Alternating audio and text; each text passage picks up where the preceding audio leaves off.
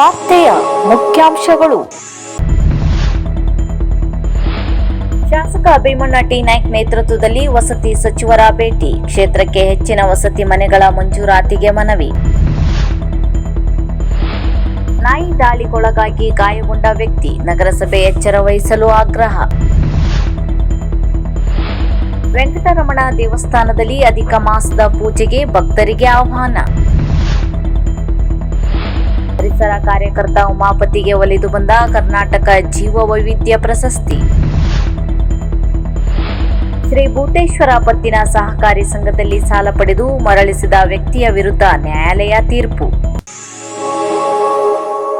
ಕ್ಷೇತ್ರದ ಸಾರ್ವಜನಿಕ ಮತ್ತು ವಸತಿ ರಹಿತರ ಹಿತದೃಷ್ಟಿಯಿಂದ ಶಾಸಕರಾದ ಭೀಮಣ್ಣ ಟಿ ನಾಯ್ಕ್ ಅವರು ಇಂದು ಬೆಂಗಳೂರಿನಲ್ಲಿ ವಸತಿ ಹಾಗೂ ಅಲ್ಪಸಂಖ್ಯಾತರ ಕಲ್ಯಾಣ ಸಚಿವರಾದ ಡಿಜೆಡ್ ಜಮೀರ್ ಅಹಮದ್ ಖಾನ್ ಅವರನ್ನು ಭೇಟಿಯಾಗಿ ಸುದೀರ್ಘ ಚರ್ಚೆ ನಡೆಸಿದರು. ಈ ಕ್ಷೇತ್ರದ ಬಡ ಹಾಗೂ ವಸತಿ ರಹಿತ ಕುಟುಂಬಗಳಿಗೆ ಆಶ್ರಯ ಕಲ್ಪಿಸುವ ನಿಟ್ಟಿನಲ್ಲಿ ವಿವಿಧ ವಸತಿ ಯೋಜನೆಯಡಿ ಹೆಚ್ಚಿನ ಸಂಖ್ಯೆಗಳ ಮನೆಯನ್ನು ಮಂಜೂರು ಮಾಡಬೇಕು ಎಂದು ಶಾಸಕರಿಗೆ ಸಚಿವರಿಗೆ ಅಧಿಕೃತವಾಗಿ ಮನವಿ ಸಲ್ಲಿಸಿದರು. ಶಾಸಕರ ಮನವಿಯನ್ನು ಅತ್ಯಂತ ಆಸ್ಥೆಯಿಂದ ಆಲಿಸಿದ ವಸತಿ ಸಚಿವ ಡಿಜೆಡ್ ಜಮೀರ್ ಅಹಮದ್ ಖಾನ್ ಅವರು ಕ್ಷೇತ್ರದ ವಸತಿ ಸಮಸ್ಯೆಗಳಿಗೆ ತಕ್ಷಣ ಸ್ಪಂದಿಸುವುದಾಗಿ ಭರವಸೆ ನೀಡಿದರು. ನಿಯಮಾನುಸಾರ ಅರ್ಹ ಫಲಾನುಭವಿಗಳಿಗೆ ಮನೆಗಳನ್ನು ತಲುಪಿಸಲು ಇಲಾಖೆಯ ಅಧಿಕಾರಿಗಳಿಗೆ ಅಗತ್ಯ ಸೂಚನೆ ನೀಡುವುದಾಗಿ ಹೇಳಿದರು. ಈ ಮಹತ್ವದ ಭೇಟಿಯ ಸಂದರ್ಭದಲ್ಲಿ ಪುತ್ತೂರು ಕ್ಷೇತ್ರದ ಶಾಸಕರಾದ ಅಶೋಕ್ ಕುಮಾರ್ ರೈ ಹಾಗೂ ವಿಧಾನ ಪರಿಷತ್ ಸದಸ್ಯರಾದ ಬಲ್ಕಿಸ್ ಬಾನು ಅವರು ಉಪಸ್ಥಿತರಿದ್ದರು.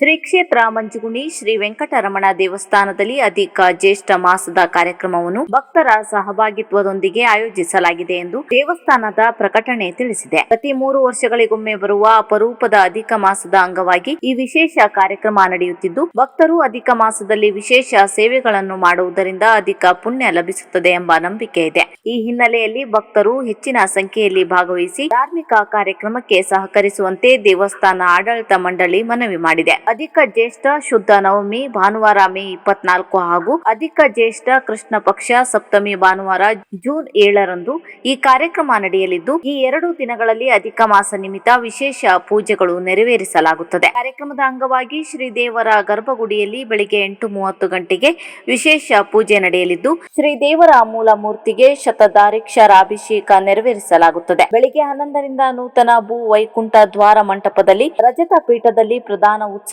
ಮೂರ್ತಿಗೆ ವಿಷ್ಣು ಸಹಸ್ರನಾಮದಿಂದ ತುಳಸಿ ಅರ್ಚನೆ ಹಾಗೂ 333 ದೀಪಾರಾಧನೆ, ದೀಪ ನಮಸ್ಕಾರ, 33 ಅಪೂಪ ಪೂಜೆ ಹಾಗೂ ದಾನ ದ್ರವ್ಯಾಂಜಲಿ ಸೇವೆಗಳು ನೆರವೇರಲಿದೆ. ಪ್ರಸಾದ ಭೋಜನ ವ್ಯವಸ್ಥೆಯೂ ಇರಲಿದೆ. ಭಕ್ತರು ತಮ್ಮ ಇಚ್ಛೆಯಂತೆ ಸೇವೆಗಳಲ್ಲಿ ಭಾಗವಹಿಸಬಹುದಾಗಿದ್ದು, ವಿವಿಧ ಸೇವೆಗಳಿಗಾಗಿ ನಿಗದಿತ ಕಾಣಿಕೆ ವಿವರವನ್ನು ದೇವಸ್ಥಾನ ಪ್ರಕಟಿಸಿದೆ. ಬಿಡಾಡಿ ನಾಯಿಗಳ ಹಿಂಡು ರಸ್ತೆ ಮೇಲೆ ನಡೆದು ಸಾಗುತ್ತಿದ್ದ ಧರ್ಮ ಬಂಗಾರಿ ಎಂಬ ವ್ಯಕ್ತಿಯ ಮೇಲೆ ಏಕಾಏಕಿ ದಾಳಿ ನಡೆಸಿ ಕಚ್ಚಿ ಗಾಯಗೊಳಿಸಿದ ಘಟನೆ ಶಿರ್ಸಿ ಅಂಬೇಡ್ಕರ್ ಸರ್ಕಲ್ನಲ್ಲಿರುವ ಟಿವಿಎಸ್ ಶೋರೂಂ ಬಳಿ ನಡೆದಿದೆ. ಸಾರ್ವಜನಿಕರು ನಾಯಿ ದಾಳಿಯನ್ನು ನೋಡಿ ಚದುರಿಸುವ ಮೂಲಕ ಧರ್ಮ ಗಂಭೀರವಾಗಿ ಗಾಯಗೊಳ್ಳದಂತೆ ತಡೆದಿದ್ದಾರೆ. ನಗರಸಭೆಯವರು ಇದನ್ನು ಗಂಭೀರವಾಗಿ ಪರಿಗಣಿಸಬೇಕೆಂದು ಸಾರ್ವಜನಿಕರು ಆಗ್ರಹಿಸಿದ್ದಾರೆ.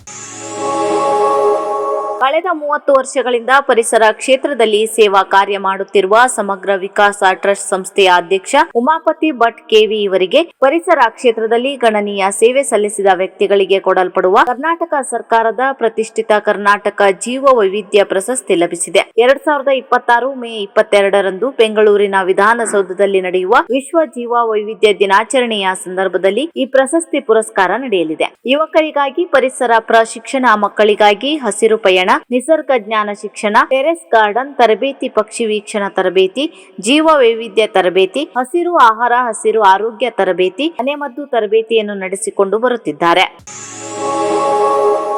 ದಿನಾಂಕ 21/2/2022ರಲ್ಲಿ ಸಂಘದಿಂದ ₹1,00,000 ಸಾಲ ಪಡೆದುಕೊಂಡ ಗೋಪಾಲ ಕೇಶವ ಗಾಣಿಗ ಎಂಬುವರು ಅದನ್ನು ಮರಳಿಸುವಲ್ಲಿ ವಿಫಲರಾಗಿದ್ದರು. ಬಳಿಕ ಅವರಿಗೆ ಜಾಮೀನುದಾರನಾಗಿದ್ದ ಸಂತೋಷ್ ಕೇಶವ ಗಾಣಿಗ ಎಂಬ ವ್ಯಕ್ತಿಯೂ ಸಹ ಅದನ್ನು ತೀರಿಸಲು ವಿಫಲರಾದ ಹಿನ್ನೆಲೆಯಲ್ಲಿ ಸಂಘದ ಪರವಾಗಿ ಮುಖ್ಯ ಕಾರ್ಯನಿರ್ವಾಹಕ ವಿನಾಯಕ್ ಶೆಟ್ಟಿ ನ್ಯಾಯಾಲಯದಲ್ಲಿ ಚೆಕ್ ಬೌನ್ಸ್ ದಾವೆ ಹೂಡಿದರು. ಇಲ್ಲಿ ಜಾಮೀನುದಾರರು ಸಾಲದ ಮರುಪಾವತಿಗೆ ತಮ್ಮ ಚೆಕ್ ಅನ್ನು ನೀಡಿದರು. ಇದಕ್ಕೆ ಸಂಬಂಧಿಸಿ ವಾದ ಪ್ರತಿವಾದ ಆಲಿಸಿದ ಪ್ರಧಾನ ಜೆಎಂಎಫ್ಸಿ ನ್ಯಾಯಾಲಯ ನ್ಯಾಯಾಲಯದ ನ್ಯಾಯಾಧೀಶರಾದ ಶಾರದಾ ದೇವಿ ಹಟ್ಟಿ, ಸಾಲ ಮರಳಿಸಿದ ಜಾಮೀನುದಾರ ಸಂತೋಷ್ ಕೇಶವ ಗಾಣಿಗ ಅವರು 1,000, ಕೋರ್ಟ್ ಫೀ 80,912, ಸಂಘಕ್ಕೆ ಒಟ್ಟು 81,912 ಹಣ ನೀಡಬೇಕು ಎಂದು, ಸಂಘಕ್ಕೆ ಒಟ್ಟು 81,912 ಹಣ ನೀಡಬೇಕು ಅಥವಾ 3 ತಿಂಗಳು ಕಾರಾಗೃಹ ಶಿಕ್ಷೆ ಅನುಭವಿಸಬೇಕು ಎಂದು ತೀರ್ಪು ನೀಡಿ ಆದೇಶ ಹೊರಡಿಸಿದ್ದಾರೆ. ಸಂಘದ ಪರವಾಗಿ ಪ್ರಶಾಂತ್ ನಾಯ್ಕ್ ವಾದ ಮಂಡಿಸಿದರು.